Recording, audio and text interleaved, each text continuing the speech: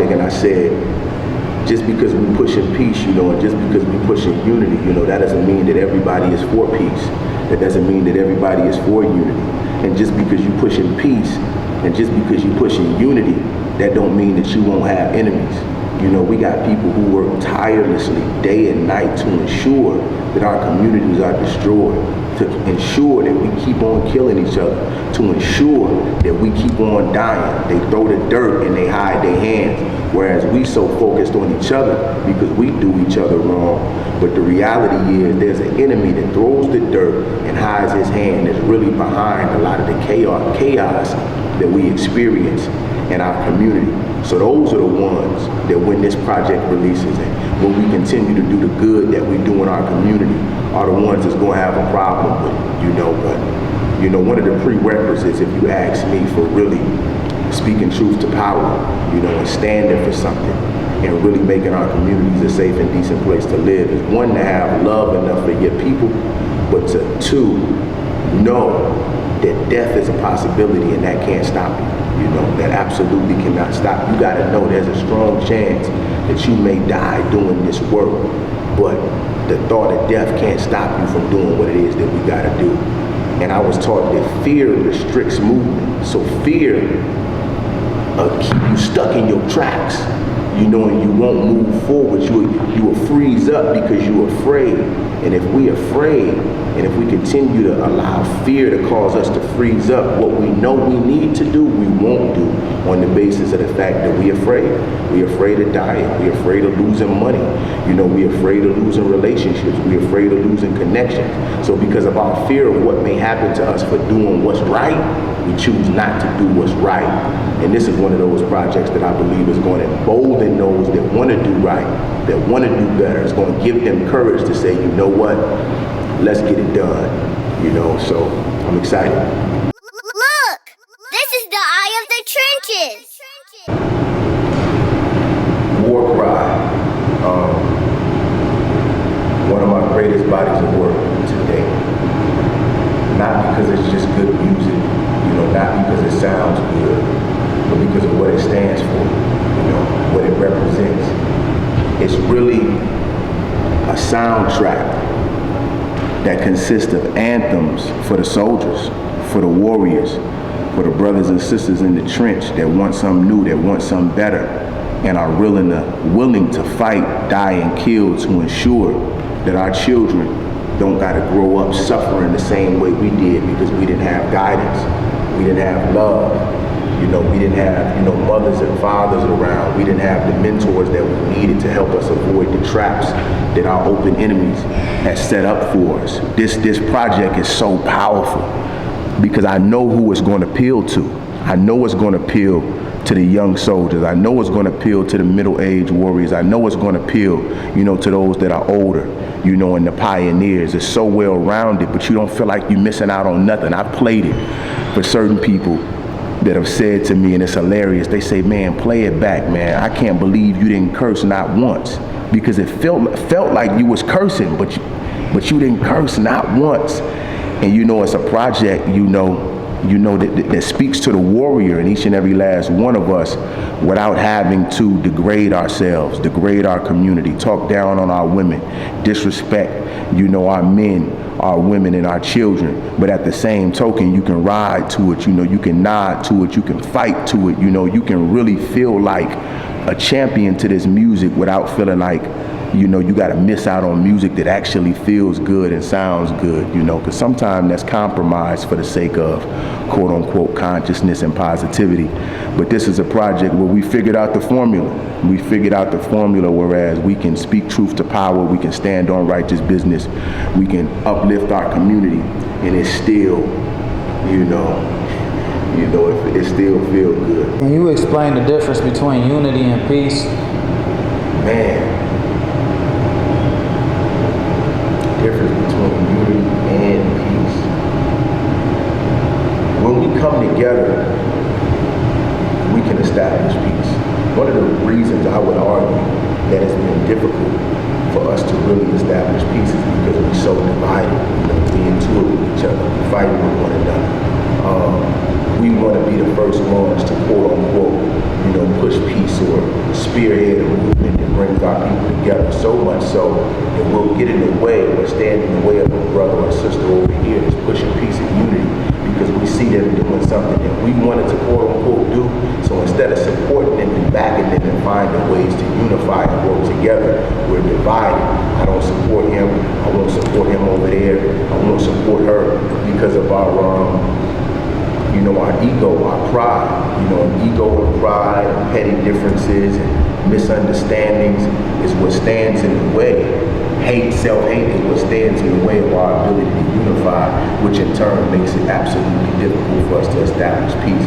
And this is an example, when you look at gang organizations and even, religious organizations, when we're not unified for one common cause, our enemy can creep in and say one thing to this brother or sister over here, leave, and then we'll say another thing to this brother or sister over here. And because we're not unified, we take what the enemy said over here, we take what the enemy said over here, and we look at each other based upon something that was said to us by our enemy. But we never come together and sit down at the table to really get to the bottom of what's really going on between us. What differences we may or may not have. You understand what I'm saying?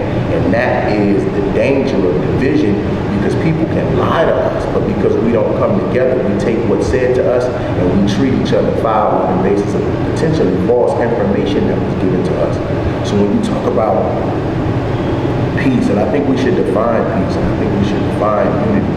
Unity is about bringing people together, right? Bringing people in the same room, getting on the same page. We may not all agree, but at least coming together to see what we agree on and what we do disagree on, and then deciding from there, what common goal and what common cause can we unite upon.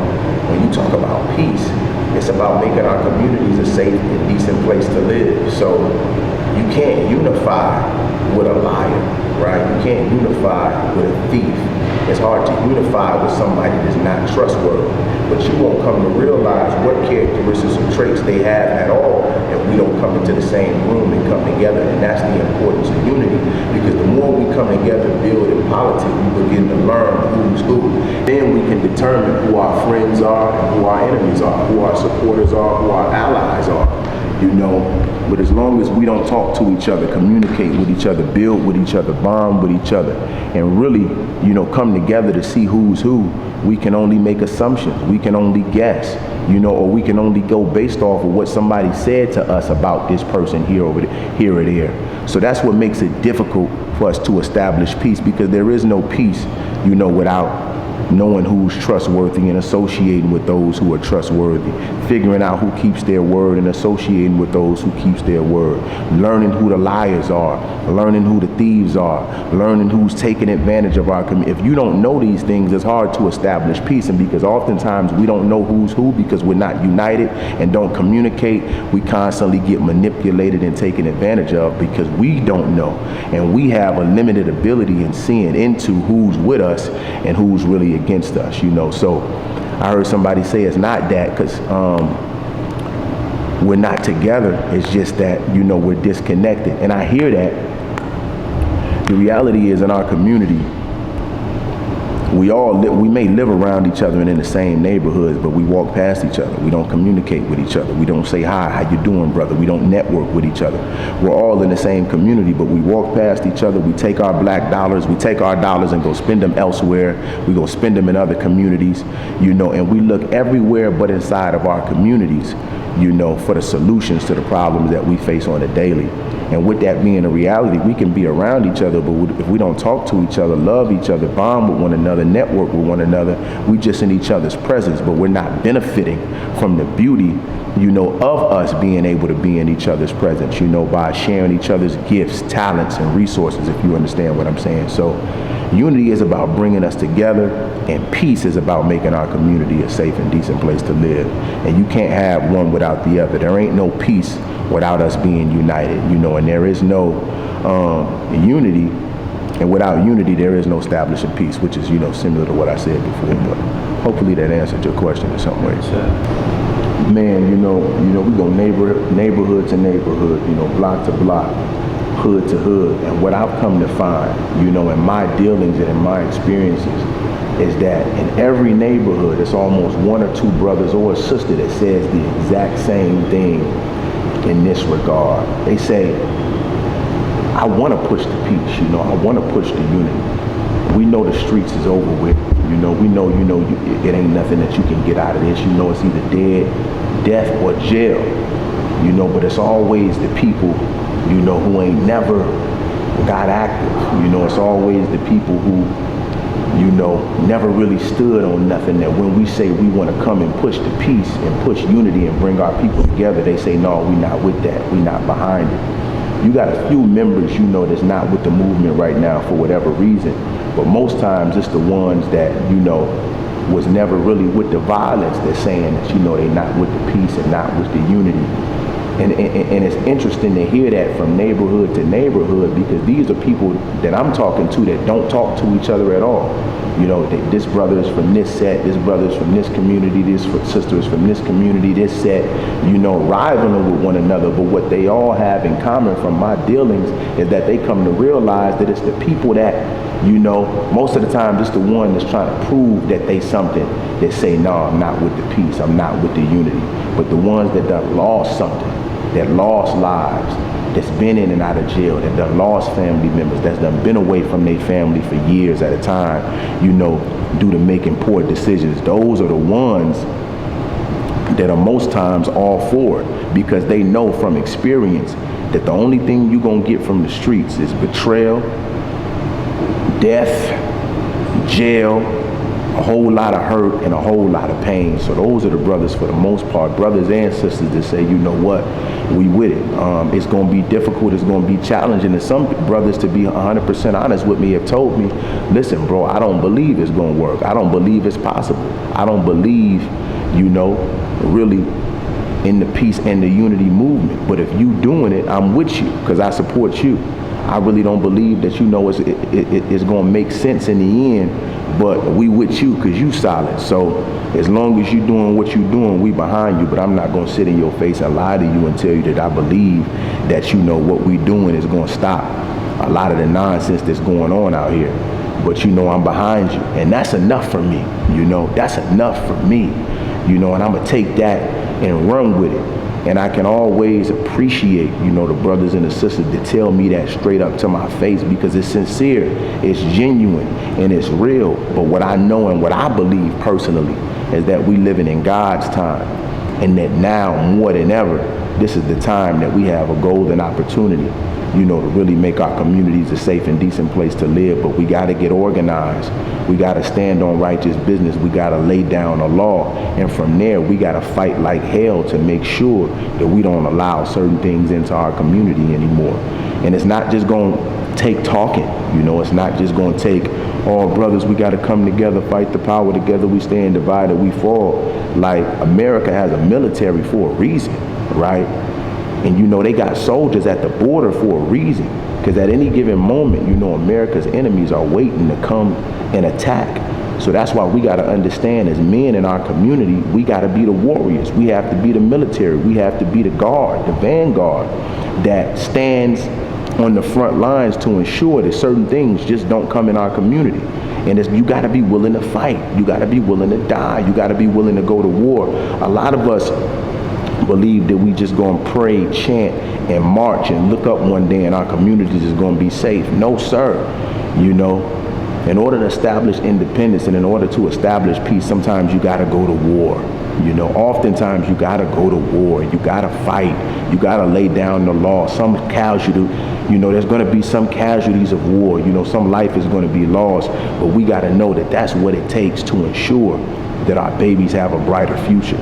Our women are protected, our children are safe, our young men can grow up to be upstanding men and women in society. So I'm excited. It's just, the War Cry album is just for the warriors that's going to be on the front lines to make sure that we make it happen. Alhamdulillah. Look, Gifted from birth, gifted with words. Don't usually like riding waves. If I do, it's mine, I'ma surf. The dollar gon' be so worthless, some people gon' roll and smoke it. But while it's here, I still like my honey's blue like Papa Smurf. A wise man told me as a youngin' to understand that before I die, I gotta make sure I go get me some earth. He told me you could claim the block as much as you want to, but till you own the land, you really just talking, son, that's not your turf. Okay, yes sir, copy that. I look around and see so many copycats. Mama told me, son, it's just one of you, let them copy that. My engineer told me keep talking the way I'm talking. Eventually they gon' get it, look back and see you been talking facts. All praises due to Allah, the most high God. I give all the praise to thee, cause without he I would be nada. I wake up at 5 a.m. for Fajr prayer and hit my rock. I pray the Almighty keep slaying demons at my hands, inshallah. Look, this is the eye of the trenches.